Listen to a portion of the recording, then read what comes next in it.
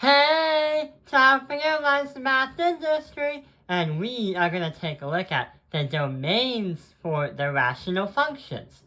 So many students have been asking me about how to understand the domain. We do understand that domains are used to help us understand what not to put in the equation. And we're trying to understand what numbers that shouldn't be in the equation because adding those is going to make the equation not true and false.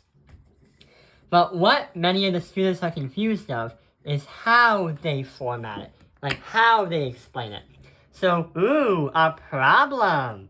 So what we're going to do is we're going to try and simplify it and reduce it, but also try to understand the domain. So x squared minus 25 can be transformed into x minus 5 and x plus 5. When we do x squared minus 16, we can divide by x minus 4 and x plus 4. And then we can multiply by the x plus 4 on the top and the x plus 5 on the bottom. Now here's what we can do. We can cancel stuff out because there are repeats on the top and the bottom, the numerator and the denominator. So we have an x plus 4 and an x plus 4. We can cross those out. We also have an x plus 5 and an x plus 5. So we can cross those things out too. So, as our final answer as a reduced idea or a reduced object or equation or expression, we get x minus 5 divided by x minus 4 as our final answer.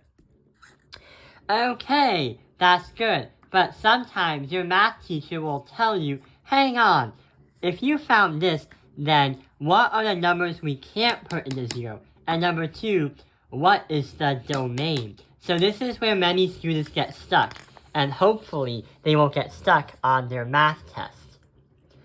So we're going to write out the domain, and we're going to explain why that happens. So we know the domain has the letter D in it because it's the first letter of the word domain. In the 2 dots, we are going to say negative infinity, parentheses, negative 5. Wait, negative 5? Yeah, negative 5, because it's in order. Then it's going to be union with parentheses, negative 5, comma, negative 4, parentheses, which is also union into 4 and 4 and infinity. The reason why we have a negative 5 is because that is where we got it from canceling it out, from the positive 5. We do the opposite. The negative 4 happened because we canceled out the positive 4s, which we do the opposite. But why a positive 4? Positive 4, because if you try to ever put 4 into this, 4 minus 4 is 0, and anything divided by 0 you cannot do. It's undefined.